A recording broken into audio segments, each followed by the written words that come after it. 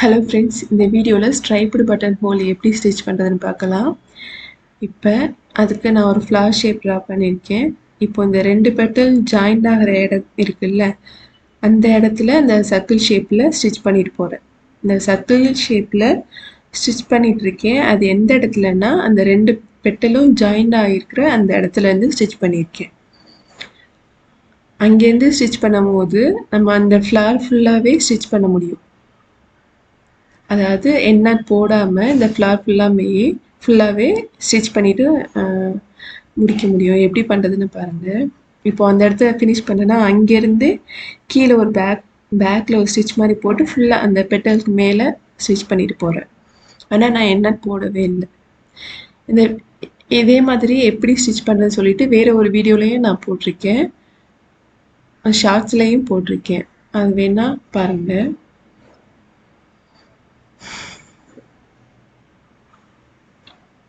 நம்ம first outline stitch பண்ணிவிட்டு அதுக்கப்புறம் உள்ளே ஃபில் பண்ணும்போது அந்த ஷேப் வந்து மாறாமல் இருக்கும்.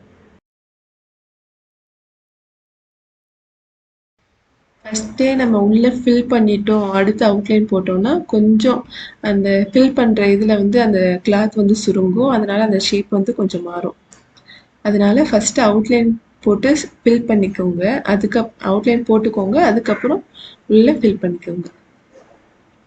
இப்போ இந்த இடத்துல இருந்து நம்ம அப்படியே டபுள் செயின் ஸ்டிச் போட்டிருப்போம்ல, அதே மாதிரி இந்த இடத்துல இருந்து ஃபில் பண்ணுறோம். அடுத்த பெட்டலுக்கு போகிற ஸ்டார்ட் பண்ணுறோம்ல, அதனால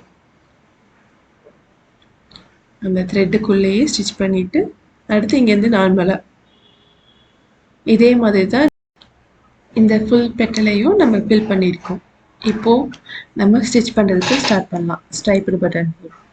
இப்போது இந்த இடத்துல இருந்து நம்ம ஒரு நார்மல் செயின் ஸ்டிச் போடுறோம். இங்கே ஒரு ஸ்டிச் போட்டுட்டு அடுத்து திரும்ப எடுத்து மேலே ஒரு நார்மல் செயின் ஸ்டிச் அப்படியே ரிவர்ஸில் எடுக்கிறோம். ரிவர்ஸில் எடுத்துகிட்டு இங்கே ஒரு குட்டி லாக் ஸ்டிச். திரும்ப அடுத்த ஸ்டிச் போடும்போது உள்ளே போட்டிருக்க அந்த ஸ்டிச்சை ஒட்டி நம்ம செயின் ஸ்டிச் போடுறோம். அடுத்து மேலே ஸ்டிச் பண்ணும் போது கொஞ்சம் கேப் விட்டு போடுறோம். அடுத்து கீழே ஒரு குட்டி லாக் ஸ்டிச். திரும்ப இந்த ஸ்டிச் உள்ள ஸ்டிச் வந்து பண்ணும்போது ஒட்டி பண்ணுறோம். மேலே உள்ள ஸ்டிச் பண்ணும்போது கேப் விட்டு பண்ணுறோம். அடுத்து கீழே அந்த குட்டி லாக் ஸ்டிச். இந்த செயின் ஸ்டிச் அந்த செயினோட ஒட்டி அடுத்து மேலே இழுக்கும் போது கொஞ்சம் கேப் விட்டு அடுத்து கீழே பண்ணும்போது லாக் ஸ்டிச், குட்டி லாக் ஸ்டிச். சென்டரில் அந்த செயினோட ஒட்டி போடுறோம். அடுத்து மேலே பண்ணும்போது கொஞ்சம் கேப். அந்த கேப் எல்லாம் கொஞ்சம் கரெக்டாக ஈவனாக வர மாதிரி பார்த்துக்கோங்க. அடுத்து கீழே குட்டி லாக் ஸ்டிச் போடுறோம். நீங்கள் அந்த லாக் ஸ்டிச் போடும்போது அந்த அவுட்லைன் போட்டிருக்கீங்களா, அந்த சர்க்கிள் ஷேப் அவுட்லைன், அதுக்கு உள்ளக்கையும் போடலாம். அதாவது எப்படி சொல்கிறேன்னா அந்த பெட்டலுக்கு உள்ளக்கையும் போடலாம், லாக் போட்டு ஃபினிஷ் பண்ணலாம். இல்லைட்டா இந்த அவுட்லைனுக்கு வெளியவும் போட்டு அந்த அவுட்லைன் கவர் ஆகிற மாதிரியும் போட்டு ஃபில் பண்ணலாம். எல்லாமே உங்களோட விருப்பம் தான் அது. ஆனால் எது நீட்டாக இருக்குது பார்க்குறதுக்கு, அப்படி போடுறது நல்லா இருக்குன்னா அந்த மாதிரி ஃபில் பண்ணிக்கோங்க. இது ஓகேனா இந்த மாதிரியும் ஃபில் பண்ணுங்க. நீங்கள் ஃபில் பண்ணுற விதத்தை பொறுத்து தான் இருக்குது எல்லாமே. அப்புறம் இன்னொன்று என்னென்னா, இப்போது கீழே இருக்கிற அந்த ஷேப் வந்து சின்ன சின்ன ஸ்பேஸாக தான் இருக்குது. மேலே இருக்கிற அந்த ஸ்பேஸ் வந்து பெருசாக இருக்குது அப்படின்னா ஒரு செயின் ஸ்டிச் உள்ளக்க ஸ்டிச் பண்ணிவிட்டு அடுத்த இது வந்து அதாவது ஒரு லாக் போடுவீங்கள்ல, அது வந்து அந்த அவுட்லைனுக்கு உள்ளக்க மேலே இந்த பெட்டலுக்கு உள்ளக்கே ஸ்டிச் பண்ணிவிட்டு அடுத்த அவுட்லைன் ஸ்டிச் பண்ணும் போது அந்த லாக் போடும்போது வெளியே பண்ணலாம். அந்த மாதிரி மாற்றி மாற்றி பண்ணும்போது உங்களுக்கு இந்த குட்டி ஸ்பேஸ் வந்து அதை ஆக்குபை பண்ணிடும். அது ஃபுல்லாக ஃபில் பண்ணுற மாதிரி ஆயிடும். இது எந்த அந்த எட்ஜ் பார்ட்டுக்கு வந்துட்டோம். அதுக்கு மேலே கீழே இந்த சைடு அவுட்லைன் வந்துடுது. அதனால நம்ம உள்ளக்கே ஸ்டிச் பண்ணுறோம். அவ்வளோதான். இந்த மாதிரி தான் ஃபில் பண்ணிட்டு வரணும். இப்போது அடுத்த பெட்டல் எப்படி ஸ்டிச் பண்ணுறதுன்னு பாருங்கள்.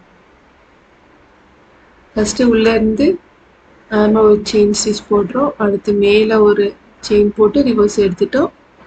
கீழே லாக். அடுத்து சென்டர் வரும்போது அந்த செயினோட ஒட்டி அடுத்து மேலே வரும்போது கொஞ்சம் கேப் விட்டு, அடுத்து கீழே பண்ணும்போது குட்டி லாக்.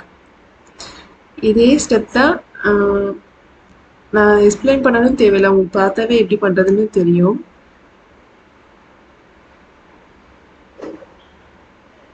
வீடியோஸ் பிடிச்சிருக்கு, சேனல் யூஸ்ஃபுல்லாக இருக்குன்னா சப்ஸ்கிரைப் பண்ணிக்கோங்க.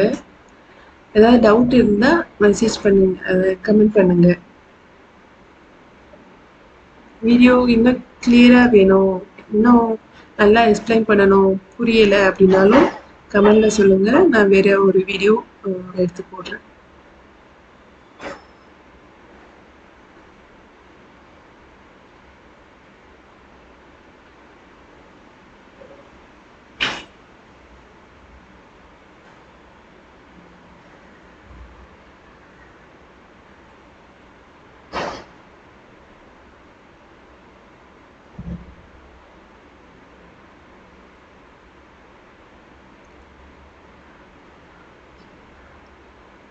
எப்படி பண்ணுறதுன்னு பாருங்கள்.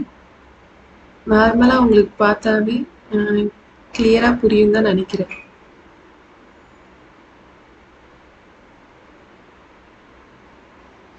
இதே மாதிரி இந்த ஸ்டிச் மாதிரியே அடுத்தது வந்து ஷேடட் பட்டன் போஸ்ட் ஸ்டிச் இருக்கும். அதுவும் இதே மாதிரி தான் வரும். அது வந்து பீகாக்கோட பெட்டல்ஸ் அதுக்கெல்லாம் போடும்போது அந்த ஸ்டிச் நல்லா இருக்கும். இந்த மாதிரி நம்ம மேலே இழுக்கும் போது ஒரு த்ரெட்டோட இன்னொன்று மாட்டிக்கிறோம். அதெல்லாம் பார்த்து கொஞ்சம் கேர்ஃபுல்லாக எடுத்து ஸ்டிச் பண்ணுங்க.